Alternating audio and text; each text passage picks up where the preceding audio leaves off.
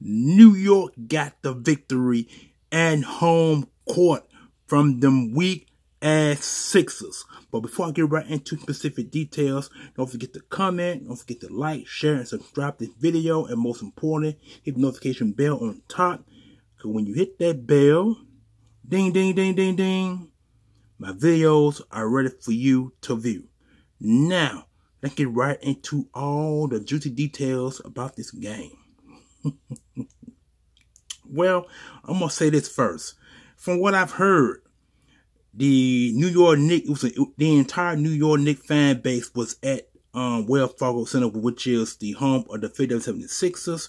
They say it was a bunch of New York Knicks fans there. They were getting their clown on, particularly John Starks. They said John Starks was there, and some of the Philly fan base got upset, and they wanted to literally fight John Starks for cheering on the New York Knicks in that victory, 97-92. We are 3-1. Now, we go back to New York, and that's where we put the dagger in their hearts. If the New York Knicks wins Tuesday night, it's over. 4-1. And if it gets a chance to rest for the next opponent. When you're the number 2 seed, you're the better team. You're more physical, you punch, you kick, you hit, you bite, and you fight. Now, the 76ers are a team that's supposed to do all of that. But from what I read online, none of that exists. They even said Joe Embiid didn't play where he was supposed to play. And this guy is one of the most physical centers in the NBA. So how can you let the New York Knicks come on your home turf and defeat you? I expected to be a 2-2 game going back to New York. That's what I expected.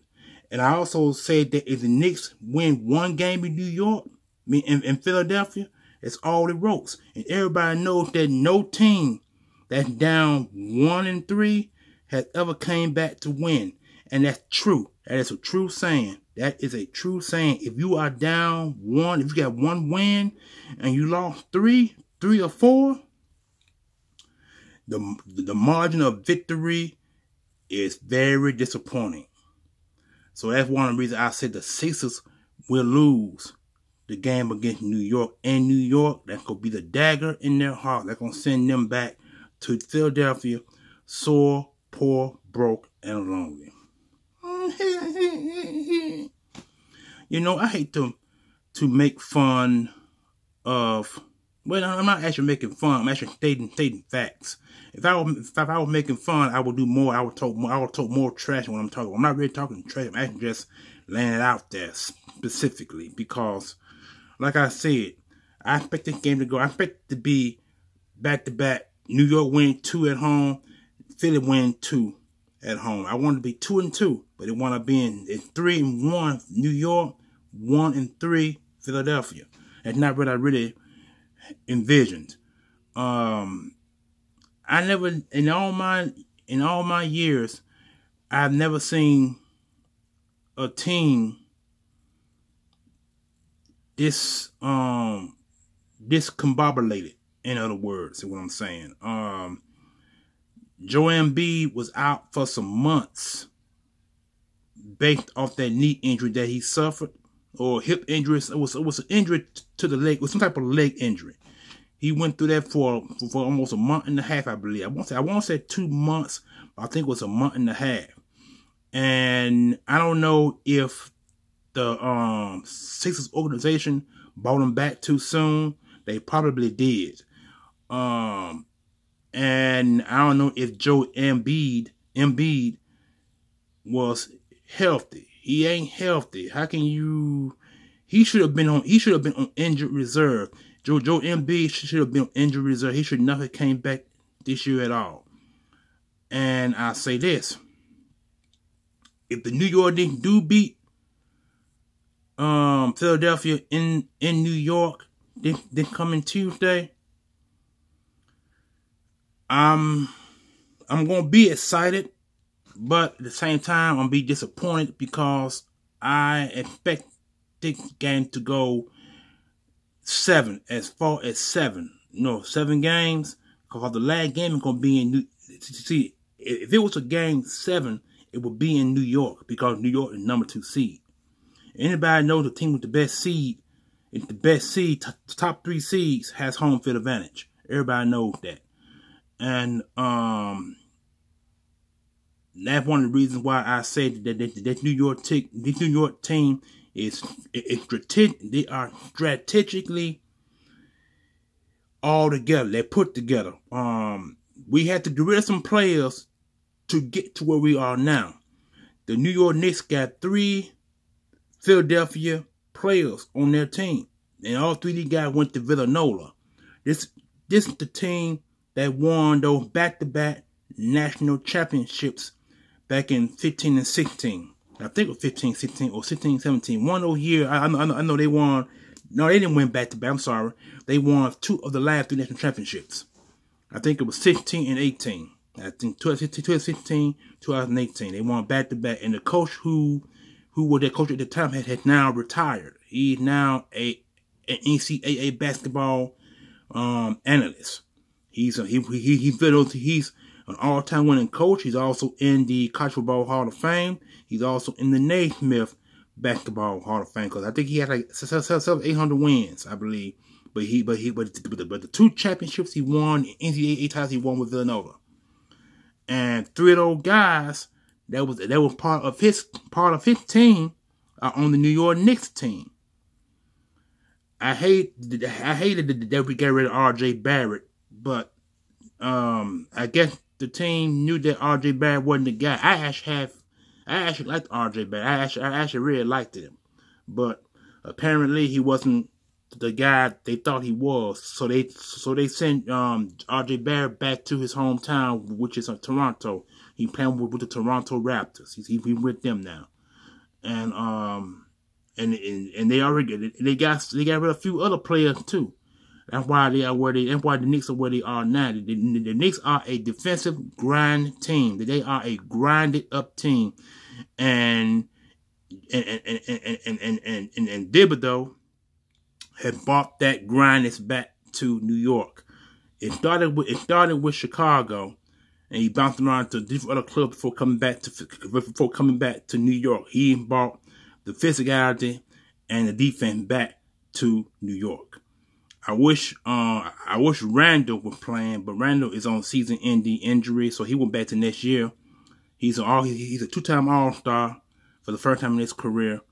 But anyway, man, let me get to these stats right quick. Like I said, New York is 3-1. They beat the Sixers in Philadelphia, 97-92, like I stated in this video. The Sixers led in the first quarter. Second quarter belonged to New York. Third quarter belonged to New York. And the fourth quarter belonged to New York. New York on 3 of the last 4 quarters in that game. And here are the guys who helped New York won as far as New York concerned. Let me see. Here we go. We're going to New York points now. Here we go. Hart had 17 points. I'm sorry. He had 4 points. Hart had 4 points, 17 rebounds. Narby had 16 points, 14 rebounds. Hart, the Harkenstein had 8 points, 4 rebounds. And Brunson had the most points. He had 47 points and 4 rebounds, 10 assists. Harkenstein had 1 assist and 1 steal and 2 assists. Davincio had 8 points, 2 rebounds. McBride had 13 points, 4 rebounds. And the bench players had one guy had 1 point, 7 rebounds, and two assists. So overall, all the points were scored by Bronson. Bronson is the featured player of that team. And going back over here now, we're looking at let me see. Payne had 5 points, 1 rebound. Bartram had 1.7 rebounds, one assist. And Milton and Reed, they didn't do much. They didn't do much of anything as far as concerned on that point. But that is the stats for the team. Man, I mean, I'm happy, man. I'm happy, but I'm happy and I'm not happy because, like I said, I expect this to be more of a competitive game, and it's in Philadelphia. Like I said, Philadelphia won the first game at home, but when you win both games at home, that means you secured home field. But when you lose one game at home, you lose home field. Every NBA team knows that. So the Philadelphia Sixers alone, they lost home field. When you lose home field, you more likely don't win the series.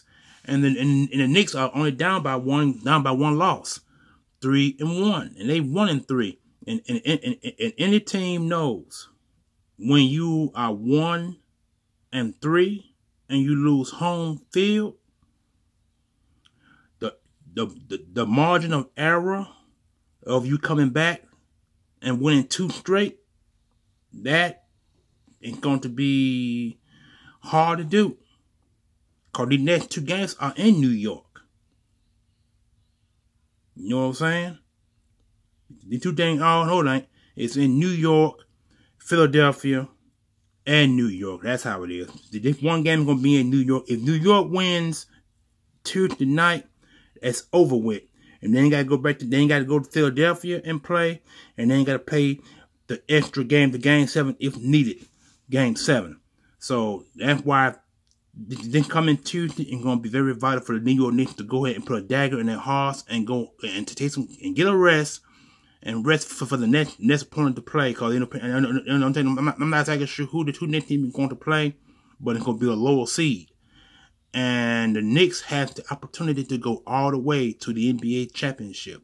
If they go all the way, they can win it. Because they playing that type of brand of basketball.